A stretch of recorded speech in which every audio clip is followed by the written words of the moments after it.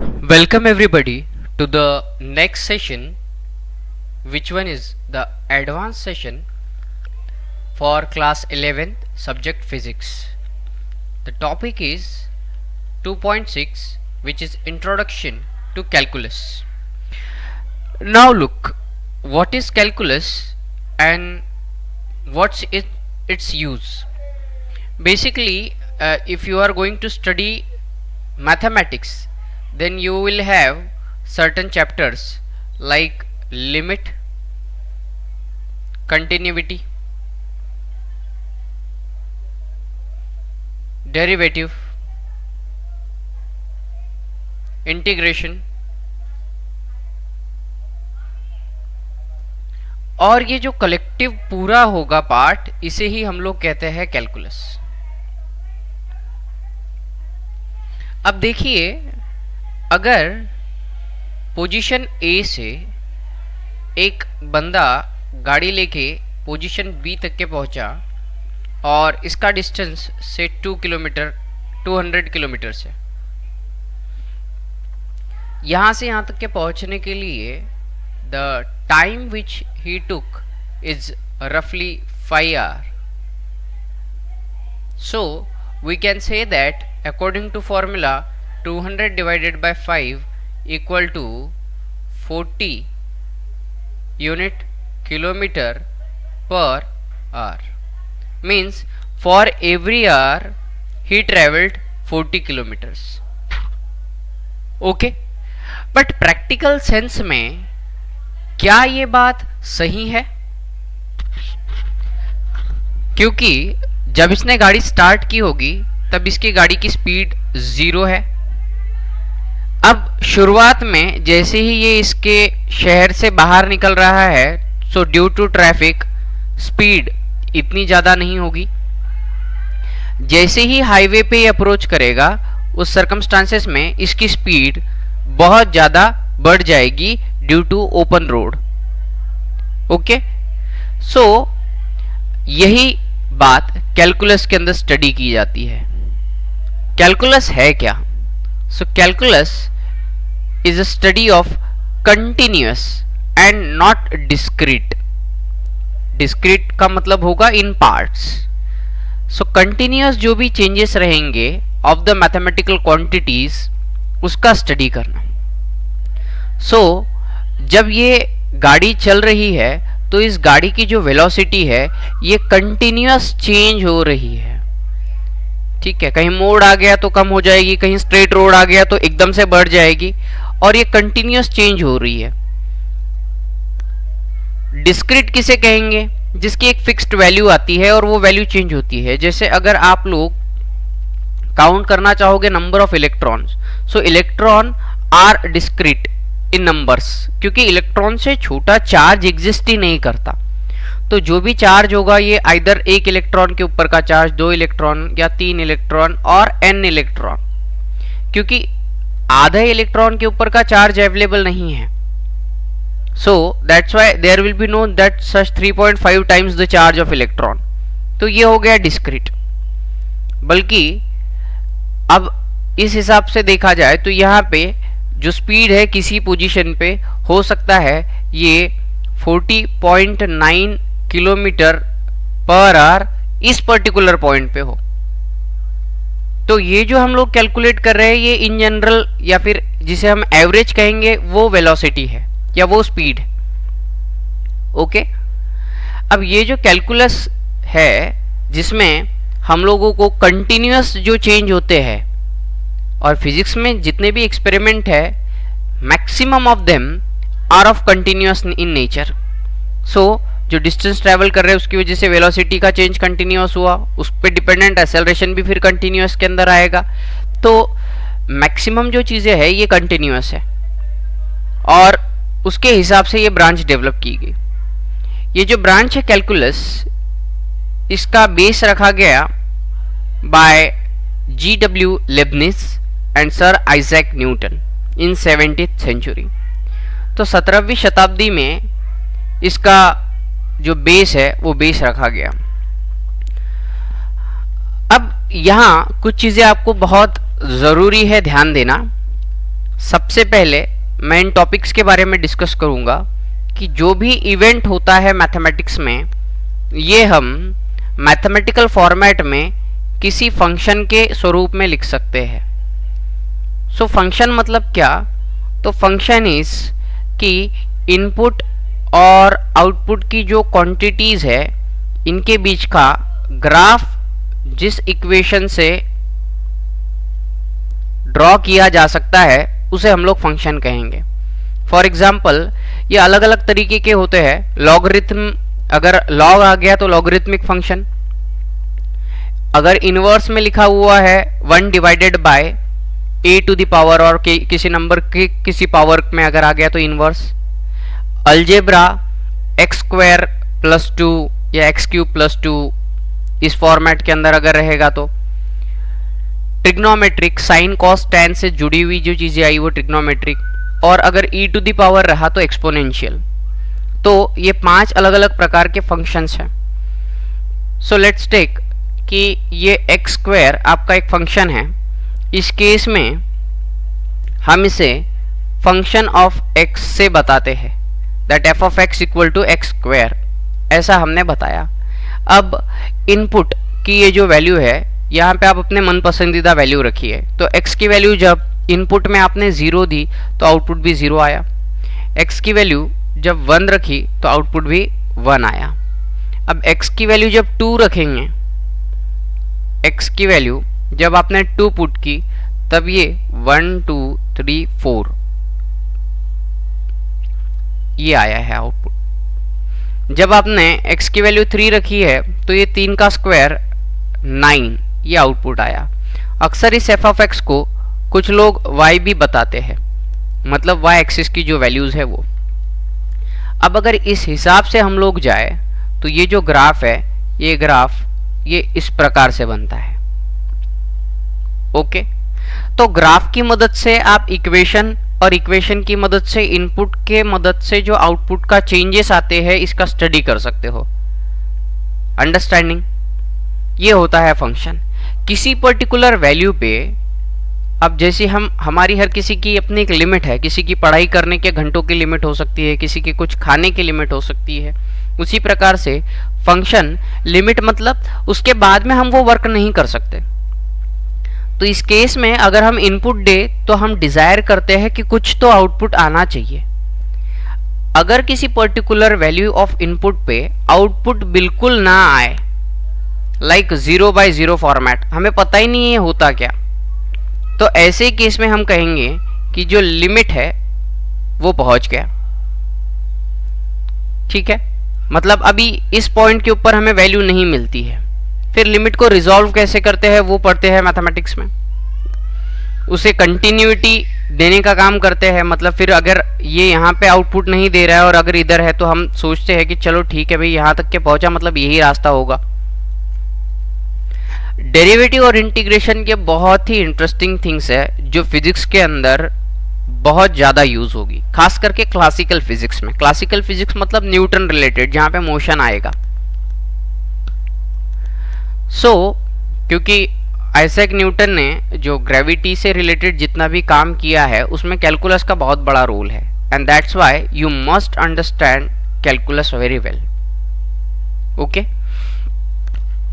इसमें मोटा मोटी हम लोग एक एवरेज डिफरेंस निकालेंगे जिसको डेल्टा से बताते हैं, और किसी पर्टिकुलर पॉइंट पे अगर हमको कोई चेंजेस निकालना है तो डेल ये इस्तेमाल करते हैं।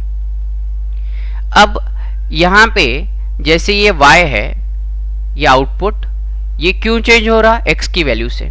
तो हम एक टर्म लिखते हैं यहाँ पे d/dx। यहाँ पे either you can write f of x, और इस चीज को ऐसे भी लिखा जाता है d/dx f of y, और सिंपली राइट हियर dy/dx। भाई इसका मतलब क्या है? It's not necessary you should always right dy/dx। Basic चीज हमें यह समझनी है कि इनपुट जो वैल्यू है, जिसे हम लोग कहेंगे वेरिएबल, उसको बदलने से, जो बार बार बदल सकता है उसे हम कहते हैं वेरिएबल, उसको बदलने से हमको आउटपुट चेंज करके मिलता है। तो when you say that d by dx f of x, इसका मतलब ये होता है कि with the change in the value of x, what is the difference created or what is the change arise in the f of x। अगर आप input x की value यहां चेंज अगर करते हो तो उसकी वजह से आउटपुट y में क्या चेंज होता है ये पता करना। अब इनपुट की रेंज जैसे जैसे आप बदलोगे वैसे वैसे आउटपुट जो होगा उसके अंदर का चेंज कैलकुलेट करना, मतलब डेरिवेटिव आता है। तो इनपुट के रिस्पेक्ट में आउटपुट का जो चेंज है वो पता करना, इसमें फर्स्ट रूल जो है वो आएगा, वो मैथमेटिकल पार्ट है। अब ये कैलकुलस कहाँ अप्लाई होता है और कैसे उसे कैलकुलेट करते हैं इसको समझना बेहद ज़रूरी है। एज फार एज फिजिक्स की क्वांटिटीज इज कंसर्न, तो हम लोग देखते हैं कि कैलकुलस किस प्रकार से यूज होगा, कहाँ कहाँ यूज होगा। Let's start. So here in this session 2.6.1 that is differential calculus. Differential calculus आप इसे डेरिवेटिव कह सकते हो कुछ हद तक के।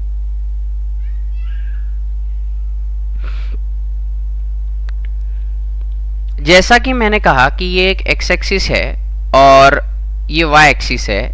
वाई एक्सिस बताता है F of x that is your output and x will show the value of input for a particular equation. भाई एफ ऑफ एक्स मतलब फंक्शन है और फंक्शन 5 टाइप के होते हैं, ये ऑलरेडी बता दिया। वो 5 टाइप में फंक्शन कुछ भी हो सकता है। जैसे अगर मैं अलजेब्रिक की बात करूं तो x+2 ये एक फंक्शन है। दूसरा मैं g ऑफ x से बताता हूं 2x ये एक फंक्शन है, ठीक है। इसके बाद में i ऑफ x एक अलग से फंक्शन ले लिया मैंने, x³ + 3x²। तो ये अलग अलग विभिन्न फंक्शन है। अब हर केस में अगर मैं x की वैल्यू डालूं तो मुझे अलग अलग वैल्यू ऑफ x के लिए अलग अलग आउटपुट मिलेगा और फिर वो x और y की मदद से मैं एक ग्राफ प्लॉट करूंगा। यहां ये बताने की कोशिश की जा रही है कि एक x0 की वैल्यू जब हमने इनपुट में दी तब हमें उस x0 की वैल्यू की वजह से जो आउटपुट मिला वो कुछ ये मिला और दोनों को हमने पॉइंट A से बताया। अब x0 की वैल्यू कुछ चेंज हो जाएगी। जैसे अगर मैंने यहाँ 2 लिया था तो ये 2 पे इनपुट देकर कुछ आउटपुट आया, यहाँ मैं 2.1 लूंगा तो ये जो 0.1 है, फॉर एग्जाम्पल मैं यहाँ टाइम काउंट कर रहा हूँ और यहाँ पे जो डिस्टेंस या डिस्प्लेसमेंट ट्रेवल हो रहा है वो देख रहा हूँ। तो ये 0.1 सेकंड के अंदर जो चेंज हुआ तो 2.1 पे मैंने आउटपुट क्या आया है वो प्लॉट किया और point B I have। Now in front of us we are having this AB और ये एक ट्रायंगल बन चुका है। अभी इस केस में हम लोग ये देखेंगे कि इनपुट में थोड़ा चेंज किया हमने, मतलब x + x0 में से हम माइनस अगर कर दे x that is 2.1 second -2 second, तो 0.1 सेकेंड के अंदर का जो डिफरेंस है वो ये वाला डिफरेंस आया, ठीक है। रफली we can analyse in this way. इसे हम कहेंगे average rate of change of y with respect to x। मतलब x के अंदर जो भी चेंज हुआ है उसके हिसाब से y के अंदर का जो एवरेज चेंज है, वो जो हम डिस्टेंस की बात कर रहे थे इसके पहले जो हमने वेलोसिटी कैलकुलेट की वो एवरेज वेलोसिटी। अब ये 5 घंटे के अंदर जो फॉर एग्जांपल 200 किलोमीटर्स का जो डिस्टेंस है A to B ट्रेवल किया एंड इट रिक्वायर्ड से 5 आवर्स, सो 40 किलोमीटर पर आवर, ये तो आ गया आउटपुट। लेकिन बंदा सवेरे 6 बजे घर से निकला है और 11 बजे पहुंचा, ये समझ में आया। लेकिन मगर मैं ये पता करना चाहूँ कि 9:05 पे इस गाड़ी की वेलोसिटी क्या थी, ये बताइए। तो ये आएगा rate of change of y with respect to x at x0। एक पर्टिकुलर वैल्यू के ऊपर मैं क्या आउटपुट आता है वो चेंज करना चाहता हूँ। So if I do have graph, सीधा इनपुट आउटपुट का एक पॉइंट के ऊपर का वैल्यू मैं इंस्टेंटेनियस पता कर सकता हूं। इसे हम लोग नाम देते हैं instantaneous, because at instant, at that particular time हम लोग पता करना चाहते हैं ये आउटपुट। ओके, यहां तक के क्लियर है। आगे बढ़ते हुए we will have certain values. Derivative या मैथमेटिक्स जिनका है उन लोगों को ये दिक्कत वाली बात नहीं है। dy by dx at x equal to x0 is equal to limit when delta x changes to x0 when y plus y0 minus y divided by delta x। d y की जगह fx लिखा है सिर्फ, बाकी सारा का सारा same है। y आपका x0 के इनपुट पे मिला, इसीलिए f of x0 plus x0, और जो y है ये x0 इनपुट रख के मिला है। तो जो हमने पहले का इक्वेशन देखा, x0 यहाँ आया है x0 प्लस डेल्टा x, ये यहाँ आया था आपका y0,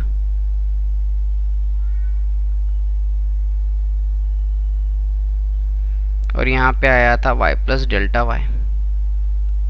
that is that change. अब बस इसी हिसाब से कैलकुलेट किया है। dy by dx when limit delta x tends to 0 f of x plus x0 minus f of x divided by delta x, and it gives us delta f of x x0। अब यहाँ पे जो चीज़ें हमें समझनी है वो है ये बेसिक 6 फॉर्मूले, और इसके बाद भी कुछ फॉर्मूले हैं, लेकिन ये कुछ इंपॉर्टेंट फॉर्मूले रहेंगे। यहां पहले तो प्रॉपर्टीज है। प्रॉपर्टीज में ये कहा जा रहा है कि जो भी चेंज d बाय dx होगा with respect to some s constant अगर है तो कांस्टेंट बाहर निकाल दीजिए और सिर्फ वैल्यू का डेरिवेटिव लीजिए। फॉर एग्जाम्पल एक फंक्शन हम लोग लेके चलते हैं ताकि हमें हेल्प हो। एक फंक्शन लिया है हमने x³ प्लस 4x। ओके, अभी से ये हो गया हमारा फंक्शन f of x। अब इसमें से x पे हम लोग वैल्यू पता करना चाहते हैं 2 पे इस इक्वेशन की वैल्यू क्या है। ठीक, तो यहां पे अगर हम लोग रखने की कोशिश करें तो मैं यहां सॉल्व करके बताता हूं कि आप सबसे पहले, ये तो 2 है और ये 2.1 है, तो 2.1 पे इसका आउटपुट पता करेंगे।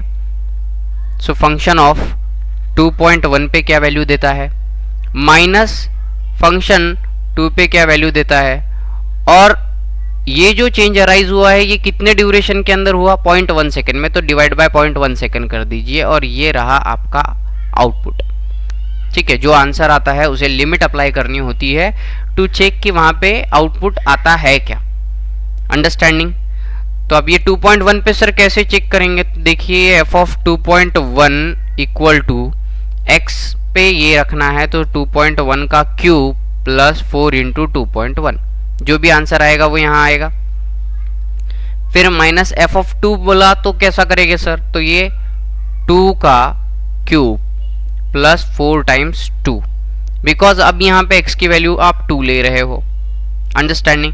और ये जो चेंज इन x है, चेंज इन x कितना है, x plus x0 plus delta x minus x करेंगे तो ये चेंज इन x आ जाएगा, ये होगा 0.1। अंडरस्टैंडिंग?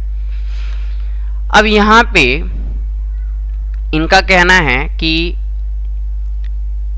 से d by dx of 4 times x cube क्या होगा, ये है हमारा फंक्शन।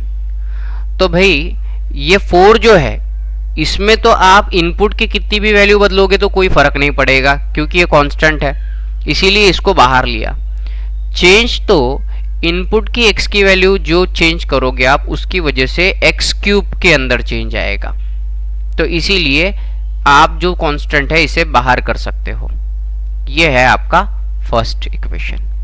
सेकेंड इक्वेशन ये कहते हैं कि जैसे ये वाला इक्वेशन ले लिया आपने, तो यहां पे x क्यूब अपने आप में एक फंक्शन है, इसमें बदलाव होता है जब जब मैं x की वैल्यू बदलूं तो, और 4x भी एक चेंज है। तो व्हेन आई से d by D x of x cube plus 4x, I can separate it as d by dx of x cube का अलग से डेरिवेटिव निकालूं और d by dx of 4x का अलग अलग डेरिवेटिव निकालूं तो भी चलेगा। ठीक, मल्टीप्लिकेशन का जो रूल है, ये मल्टीप्लिकेशन के रूल थर्ड टर्म्स में आएंगे।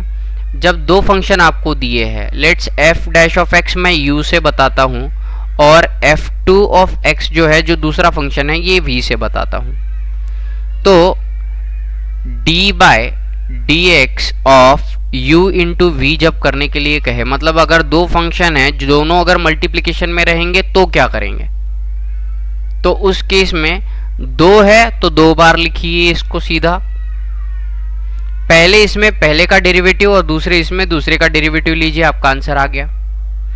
अगर u v w तीन फंक्शन का मल्टीप्लिकेशन है, ठीक है, तीन फंक्शन का मल्टीप्लिकेशन कैसे रहेगा, e to the power 3x log of 2x into x cube plus 2।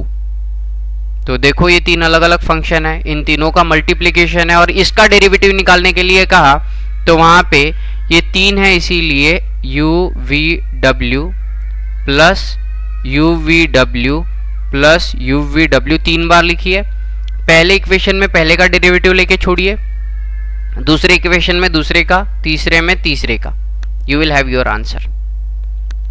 Okay, now अगर डिवीजन रहे तो डिवीजन का फॉर्मूला कैसे आएगा, तो डिवीजन का फॉर्मूले में चीज काफी आसान है, दैट सबसे पहले you need to write 1 divided by f2x पहले का डेरिवेटिव, ठीक है, माइनस फिर दूसरे का डेरिवेटिव पहले का जैसे क्या वैसे रखना है। ओके, मतलब u by v if given, so you should write it as u dash v minus v dash u, ठीक है, और नीचे v square. Is this clear? पहले का डेरिवेटिव दूसरा माइनस दूसरे का डेरिवेटिव पहला डिवाइडेड बाय, तो ये अगर दो रहे, ये तीन की केस में लागू नहीं होगा, ठीक है। If x depend on time another variable t, then, अब इस केस में ये कह रहे हैं कि अगर कोई दूसरा वेरिएबल है तो इसे बेसिकली मैथमेटिक्स की लैंग्वेज में चेन रूल कहा जाता है, ठीक। तो चेन रूल के अंदर क्या हुआ कि से आपको दिया है again f of x equal to x cube plus 4x, लेकिन x की वैल्यू जो दी है ये दी है 3t, तो आप कैसा कैलकुलेट करोगे, तो dy by D x calculate कीजिए और dx by D T calculate कीजिए। मैं एक एग्जाम्पल लेके आपको सॉल्व करके बताता हूं कि say f of x equal to x cube plus 4x और x इक्वल टू 3t, और किसी ने कहा है कि find out dy by dt, but y ए x के फॉर्मेट में है, तो मैं dy बाय dt को मल्टीप्लाई और डिवाइड करूंगा dx बाय dx से। अब ये dy बाय dx ले लो और इसको डिवाइड करो dt बाय dx से, so y was equal to x cube plus 4x और x equal to 3t। I wanted to calculate dy by dx, so what I did, dy by D x, sorry dy by D T calculate करना है, तो dy by D x किया तो ये आ गया यहाँ से 3x प्लस 4 और मल्टीप्लाई या इसे डिवाइड किया मैंने dx बाई डी टी से, ये सॉल्व होके आता है 3, सो 3x plus 4 divided by 3 will be the answer. ये एक्चुअली इसके मल्टीप्लिकेशन में जाएगा तब जाके ये कैंसल आउट होता है, ठीक है। हियर जो है ये ऊपर चाहिए dx बाई डी टी, ये मल्टीप्लाई में आएगा, तो ये जो 3 है ये मल्टीप्लिकेशन में जाएगा। नाउ सिक्स्थ वन इज, वैसे तो आपको ये जो फॉर्मूले है ये वाले फॉर्मूले बाय हार्ट करने पड़ेंगे, फिर भी हम लोग मैथमेटिक्स के जो एक्सरसाइजेस है उनमें से कुछ क्वेश्चन पिक करके उसके सॉल्यूशंस देखेंगे, सो दैट इसकी ज़्यादा से ज़्यादा प्रैक्टिस हो और आपको डेरिवेटिव अप्लाई भी करते हैं। D by D x of f of g of x, at that case f dash of g of x into g dash of x, okay. Same अगर I do have x cube plus 3x, इनका derivative लेना है तो मैं इस function का सबसे पहले डेरिवेटिव लूंगा, that is 3x square plus 3, okay, और फिर इसका भी सब्सिक्वेंट आगे डेरिवेटिव लेके छोड़ा जाता है। तो क्योंकि इस केस में 3 का डेरिवेटिव आगे 0 आता है तो इसको मैं ऐड ऑन करके नहीं लिखूंगा, लेकिन अब जैसे कि यहाँ x दिया हुआ है और g ऑफ x अगर कोई अलग फंक्शन होगा उस केस में ये लगता है, where f dash of x g x ये d of f by d g है, ये यहाँ दिया हुआ है आपको। मतलब जो फंक्शन है विद रिस्पेक्ट टू अगर g आपको चेंज करना है लेकिन g अपने आप में एक फंक्शन है, उस केस में ये इक्वेशन आता है। ये चेन रूल इसी को कहा गया है जो हमने यहाँ पे यूज किया है। सो आप सेशन के स्टार्टिंग की स्लाइड को पॉज करके, वीडियो को पॉज करके वहाँ से ये सारे फॉर्मूले एक बार बाय हार्ट कर लीजिए और उसके बाद में इससे जुड़े हुए जो 5-5 क्वेश्चंस हम लोग देंगे वो वाले 5-5 क्वेश्चंस आप सॉल्व कीजिए, ओके। अगर कुछ दिक्कत आती है तो we will discuss it and will get it solved, but for that thing first of all you must need to understand. Next, here it is given, these formulas are probably the easiest one। हर बार हम लोग change with respect to x यहाँ mention कर रहे हैं, लेकिन हो सकता है कि change with respect to t, change with respect to और कोई दूसरे वेरिएबल आए। तो फॉर एग्जाम्पल अगर d by d x x to the power n ये चेंज कहा है तो इसका फॉर्मूला आता है n सामने और x to the power n minus 1। Let's take an example. What is the change with respect to 3t square d by dt? 3 constant है बाहर, change in d with respect to dt t का square.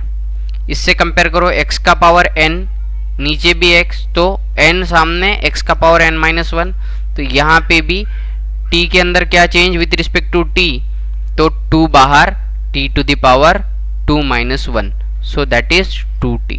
Your answer is 3 multiplies by 2t, that is 60, okay.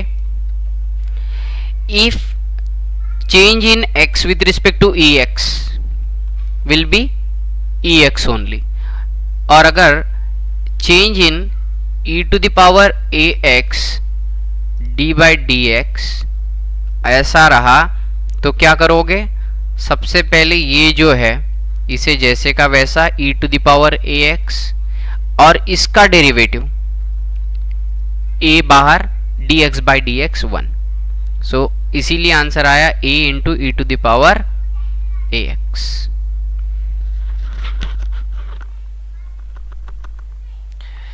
इसके बाद third equation log of x that is ln of x, इसका derivative 1 by x आएगा। sin x का d by D x that is derivative cos x आएगा। d by D x of cos x ये minus sin x आएगा। d by D x of tan x ये sec square x आएगा, d by D x of cot x ये cosec square x आएगा, d by D x of sec x tan x into sec x आएगा, d by D x of cosec x into cot x. Practical implementation क्या होगा कि for example आपके पास में एक sine wave है, ये होगी साइन वेव, ठीक है। अब क्वेश्चन ये है कि with the change in the value of x what is the change in y, और अगर मैं इसकी न्यूमेरिकल इनपुट की वैल्यू रख के अगर आउटपुट को ट्रेस करूं, मतलब इन टर्म्स ऑफ लिमिट अगर मैं चेक करूं, तो जो ग्राफ तैयार होता है आउटपुट का वो cos x के बराबर होता है। अंडरस्टैंडिंग, समझ आया? तो अब अगर हम मैथमेटिक्स की बुक को फॉलो करें तो इन सभी के डेरिवेशंस भी वहां दिए हैं, लेकिन as far as physics is concern we must know कि सिर्फ इनपुट और आउटपुट के रिलेशन भी अगर हम लोग याद करें तो हमारा एप्लीकेशन काफी आसान हो जाएगा। ओके, इससे जुड़े हुए हम कुछ क्वेश्चन देखें तो शायद हमें इसका प्रैक्टिकल इंप्लीमेंटेशन ज्यादा अच्छे से समझ में आए। So let's move on and see the question. So example 2.10 is given that these are pretty much easy example for you people, ये होने चाहिए। find the derivative of functions, so a f of x equal to given x का power 8, so f of x equal to x का power 8। याद कीजिए f of x to the power n with respect to और d by f to the power n with respect to dx क्या था, n x to the power n minus 1, तो ये n है, ये सामने आएगा और इसमें से -1 होके ये 7, तो ये रहा इसका आंसर।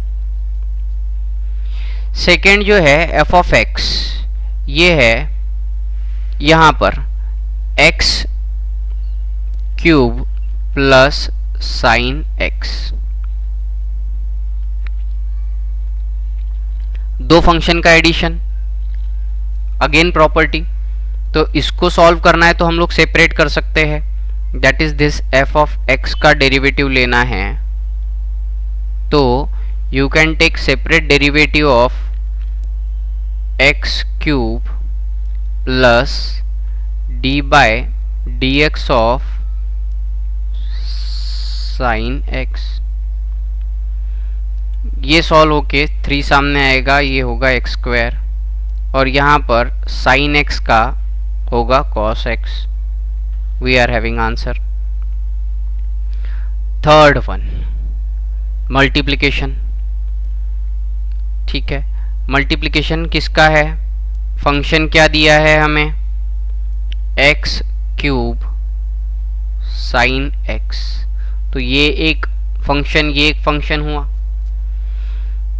इसे u और इसे v से अगर मैं डिनोट करूँ तो क्या कहा था, 2 है तो 2 बार लिखिए uv, पहले में पहले का डेरिवेटिव, दूसरे में दूसरे का डेरिवेटिव, तो यहाँ डेरिवेटिव किसका लेना है भाई, पहले का, दैट इज एक्स क्यूब, दूसरा जैसे का वैसा लिखेंगे साइन एक्स, प्लस यहाँ पे u मतलब एक्स क्यूब जैसे का वैसा, और d by D x of किसका, साइन एक्स का, तो इस केस में ये हुआ 3x square sine x plus x cube cos x will be the answer, ये आया।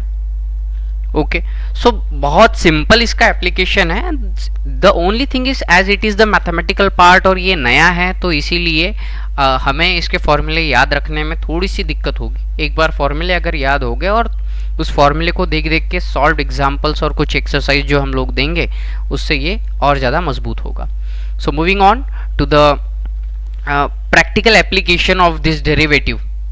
ओके, और इसके साथ फिर ये तो डेरिवेटिव वाला पार्ट हो गया, इंटीग्रेशन का जो पार्ट है हम उस पे बात करते हैं। So integral calculus, so this is the part of calculus in which we are going to study, that is 2.6.2 integral calculus.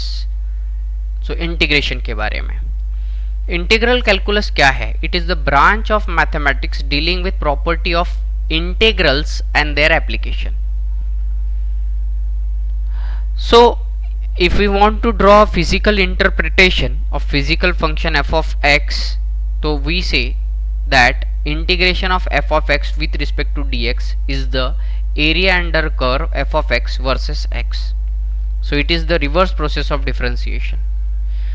So basically आप अगर एक जगह से दूसरी जगह ट्रैवल कर रहे हो तो उस कंप्लीट ड्यूरेशन में एवरेज क्या आता है वेलोसिटी, ये हमने कैलकुलेट किया था.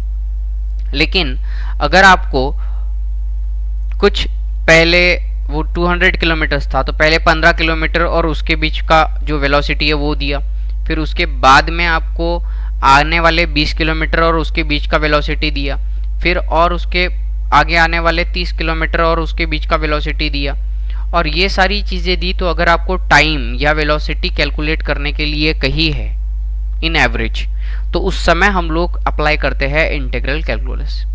जैसा कि यहाँ बताया जा रहा है कि इंटीग्रल कैलकुलस ये जो ब्रांच है मैथमेटिक्स की, ये प्रॉपर्टीज कौन सी इस्तेमाल करती है? इंटीग्रल्स की. और अगर इसे हम लोग जियोग्राफिकली देखना चाहे तो फिजिकल इंटरप्रिटेशन इसका कैसे होता है? तो मैं f ऑफ x का इंटीग्रेशन लिखते समय ऑलवेज ये सिंबल यूज करता हूँ.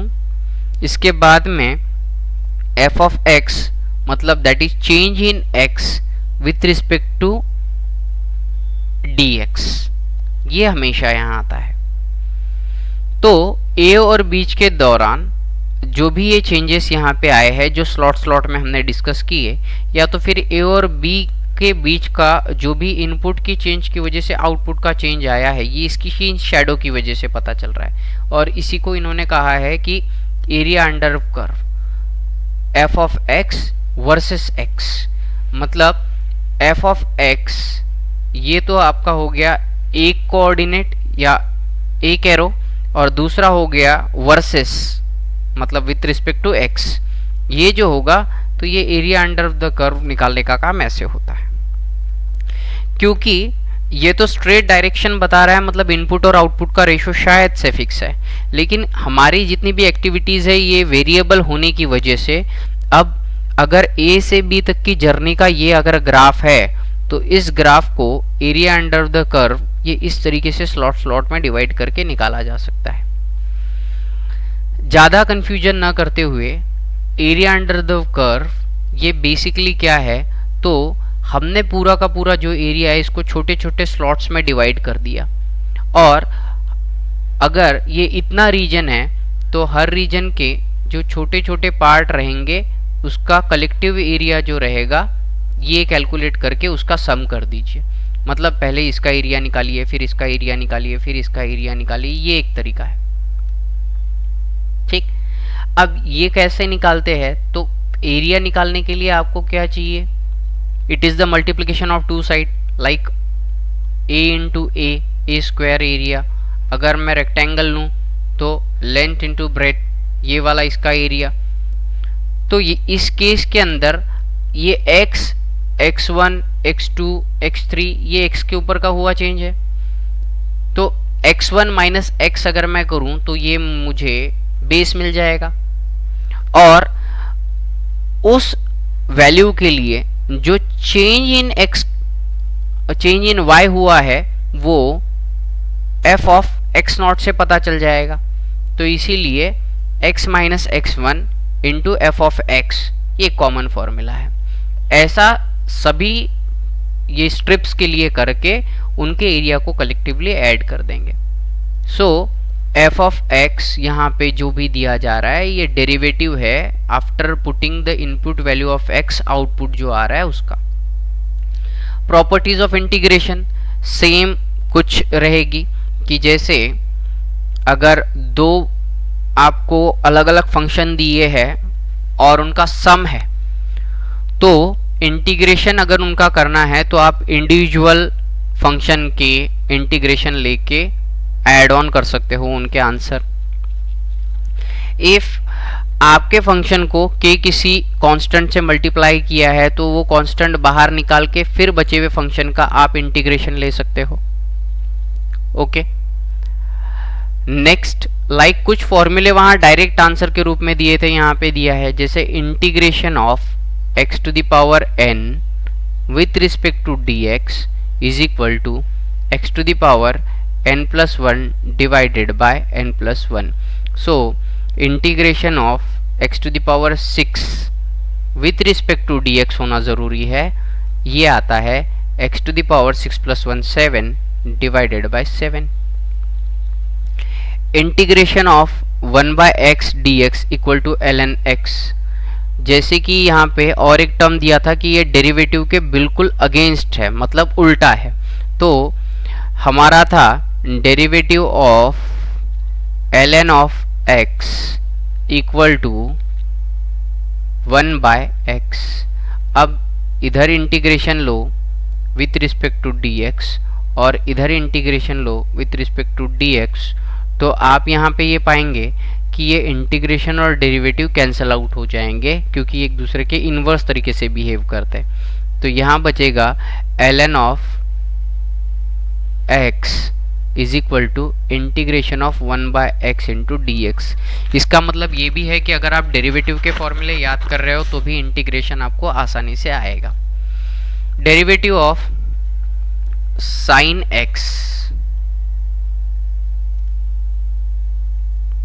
था cos x, तो अब integration with respect to dx, integration with respect to dx, so integration of cos x ये होगा sin x, जहाँ पे cos x का डेरिवेटिव था माइनस साइन x, तो अब cos x का डेरिवेटिव, तो इंटीग्रेशन लेंगे तो integration of sine x minus इधर चला जाएगा, -1 से दोनों साइड मल्टीप्लाई कर देंगे तो इंटीग्रेशन ऑफ साइन x जो है ये अब है निगेटिव cos x, और e to the power x का डेरिवेटिव जो था वो था e to the power x, integration with respect to dx, integration with respect to dx, ये कैंसिल आउट हुआ, यही आया।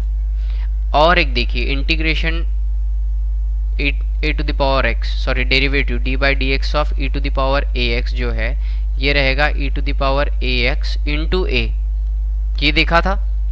अब इस केस में अगर मैं इंटीग्रेशन करना चाहूँ e to the power ax का विथ रिस्पेक्ट टू dx, तो क्या होगा, a तो कांस्टेंट है भाई, ये बाहर आया, so a integration of e to the power ax with respect to dx will be, ये कैंसल आउट होते हैं integration derivative e to the power ax और ये वाला a नीचे।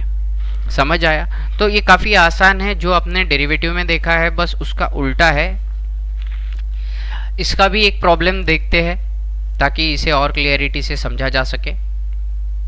Example 2.11, it states that evaluate the following integrals. So as it is given, integration x to the power 8 with respect to dx, ये तो हमने किया।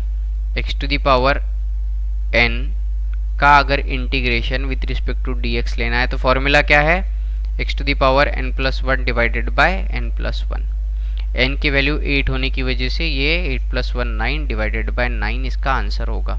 सो this is the thing. Okay, another is integration x square, लेकिन इसकी अपर value 5 और lower value 2 दी है। तो जैसे आपने ये ग्राफ देखा था तो ये वाले ग्राफ में इस पर्टिकुलर जोन में बात कर रहा है, तो अब ये मैक्सिमम वैल्यू 5 और मिनिमम वैल्यू 2 के बीच का एरिया फाइंड आउट करना है। उस केस में ये वैल्यू अपने को अपर और लोअर वैल्यू दी जाती है। अभी फिलहाल इसका कुछ नहीं करना है।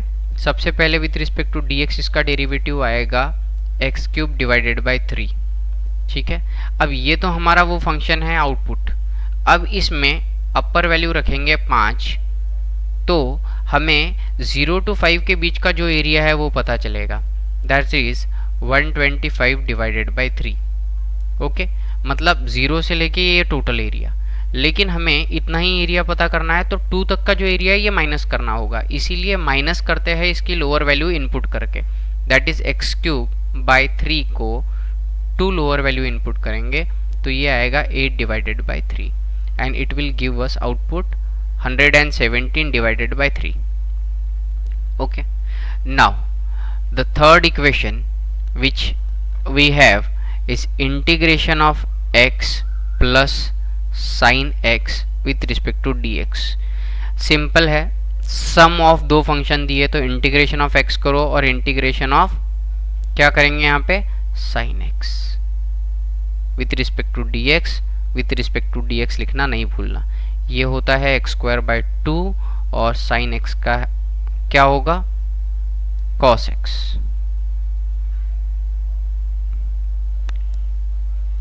Okay, so here we are having now, यहां एक गड़बड़ है. sin x का डेरिवेटिव cos x, ठीक है, cos x का डेरिवेटिव माइनस sin x. तो उस हिसाब से यहाँ प्लस है या माइनस है ये वाला इक्वेशन में देखिए और ये क्रॉस चेक कीजिए कि क्या ये सही है. So this was the easiest part. To understand it into the more briefer way, एक तो आने वाले चैप्टर्स के अंदर जहाँ जहाँ डेरिवेटिव आएगा वहाँ वहाँ हमें वापस से रिकॉल करना होगा, जो मैं विथ एग्जांपल्स और रिकॉल करवाऊँगा. अनदर थिंग कि बेटर ये रहेगा कि हम डेरिवेटिव और इंटीग्रेशन के स्टैंडर्ड फॉर्मूले याद करके रखें और उन पे दिए हुए जो सिंपलर क्वेश्चंस है वो क्वेश्चन सॉल्व करें to have an better understanding of the application of फॉर्मूले एंड द प्रोसेसेस. ठीक है, so this and your second chapter for physics. Thank you very very much.